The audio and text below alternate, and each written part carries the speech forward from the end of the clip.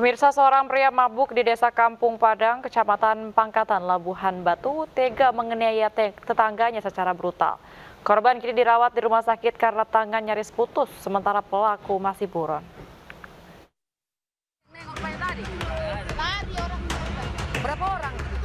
Video amatir merekam detik-detik warga mengevakuasi FS 46 tahun korban penganiayaan di Desa Kampung Padang, Labuhan Batu, Sumatera Utara. Evakuasi berlangsung dramatis. Korban ditemukan warga dalam kondisi mengenaskan sebelum dibawa ke rumah sakit terdekat. Diduga pelaku AB 40 tahun dalam keadaan mabuk menganiaya korban hingga tangan kirinya putus. Dugaan sementara motif pelaku adalah dendam lama lantaran antara pelaku dan korban kerap cekcok. Kejadiannya malam hari jam 9 malam. Keadaan yang bacok itu sedang mabuk. Untuk motif pelakunya bagaimana itu, Bula? Dendam lama. Oh, sebelumnya pernah bertengkar? Ya.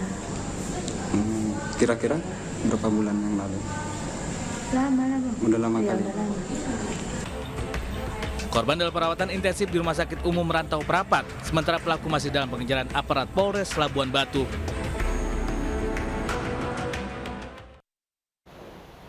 Gegara dituduh mengganggu siaran televisi. Dua pemuda dianiaya seorang kakek di wilayah Kota Pasuruan, Jawa Timur. Pelaku diamankan ke Mapolsek setempat dengan barang bukti sebilah golok tajam.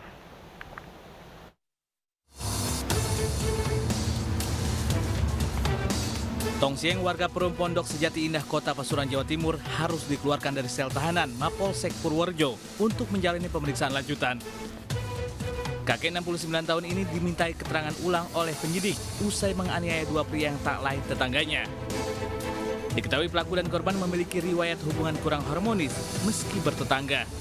Kejadian berawal saat pelaku melemparkan batu ke rumah tetangganya yang diduga telah mensabotase siaran televisi dan radio miliknya menggunakan frekuensi radio milik korban. Pelaku yang telah menyiapkan parang langsung menyerang dua korban yang keluar dari dalam rumah. Kedua korban dievakuasi ke RSUD Dr. Darsono, Kota Pasuruan karena mengalami luka aniaya sabetan senjata tajam di kepala dan tangan. Oh, itu sudah lama. Parang gitu. Oh, parah. Langsung ke korban itu. Enggak, kan melempar batu dulu saya. Ya, terus saya pulang. ya.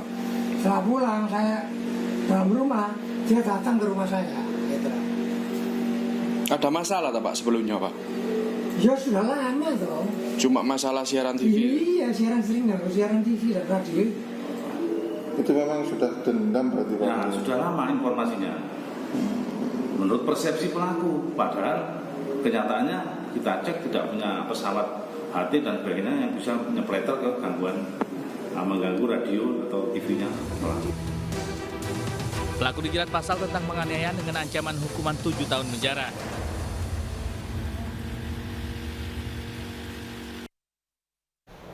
Gara-gara membuang sampah di pekarangan rumah tetangga, seorang warga Lumajang, Jawa Timur tewas akibat senjata tajam. Pelaku kemudian menyerahkan diri ke kantor polisi.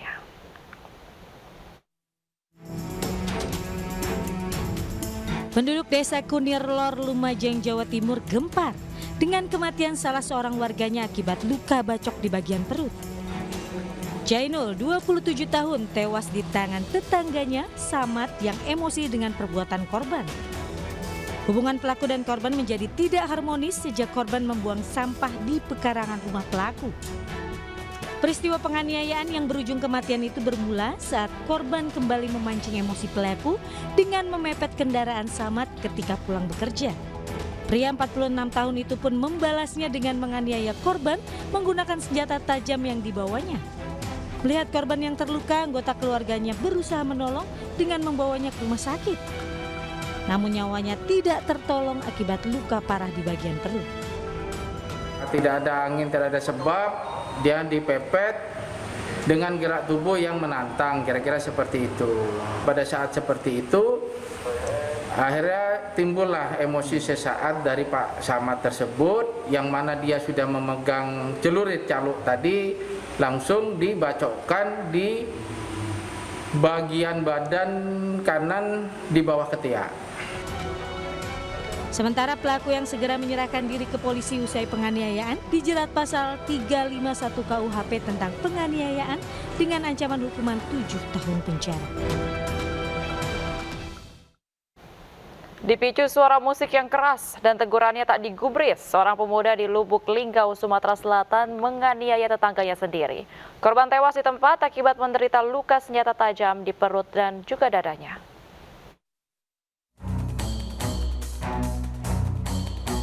Kesal terganggu suara musik yang keras, seorang pemuda bernama Yuza Apriansah di Lubuk Linggau, Sumatera Selatan menganiaya tetangganya sendiri dengan senjata tajam hingga korban tewas. Korban bernama Agus tewas dengan luka senjata tajam di perut dan dadanya. Polisi yang tiba di lokasi langsung olah tempat kejadian perkara dan meminta keterangan saksi-saksi. Setelah mengantongi identitas pelaku, polisi melakukan pendekatan secara persuasif kepada pihak keluarga pelaku agar pelaku menyerahkan diri. Akhirnya dengan diantar keluarga, pelaku menyerahkan diri ke Mapolres Lubuk Linggau. Menurut pelaku, tersangka saat itu dirinya terbangun dari tidurnya karena suara musik yang keras dari rumah korban. Pelaku kemudian mendatangi dan menegur korban agar mematikan musik karena sudah larut malam. Teguran pelaku tidak didengarkan korban dan terjadilah cekcok. Pelaku yang emosi kemudian pulang mengambil pisau dan langsung menganiaya korban hingga korban jatuh bersimbah darah dan tewas di tempat. Sementara pelaku langsung melarikan diri usai menganiaya korban. Terbangun, terkejut Pak. Main gitar? Kerokian Pak. Kerokian banyak, main jadi gitar, kerokian. Iya Pak. Terganggu ya? Iya Pak. Jam berapa itu? Sekitar jam 12 kurang. Malam. Iya Pak. Jadi Yusa merasa terganggu, akhirnya Yusa negur ya? Iya Pak. Akhirnya terjadi cekcok. Dia tidak senang ibarat tercekcok lah Pak. Ya.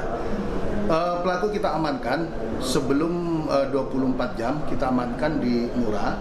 Kita menyampaikan dengan tokoh agama, tokoh masyarakat maupun saudara-saudara pelaku untuk pelaku menyerahkan diri dan akhirnya diantar oleh saudaranya untuk menyerahkan pada saat itu tim Reskrim Polres Lubuk Linggau yang sudah menunggu di kediaman saudaranya.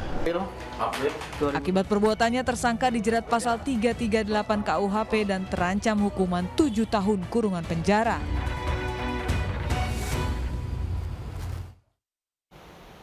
Hidup bertetangga yang sehat adalah kondisi yang selalu terciptanya kerukunan dan saling membantu. Kekerasan bukan jalan keluar untuk menyelesaikan masalah, melainkan jalan menuju proses hukum.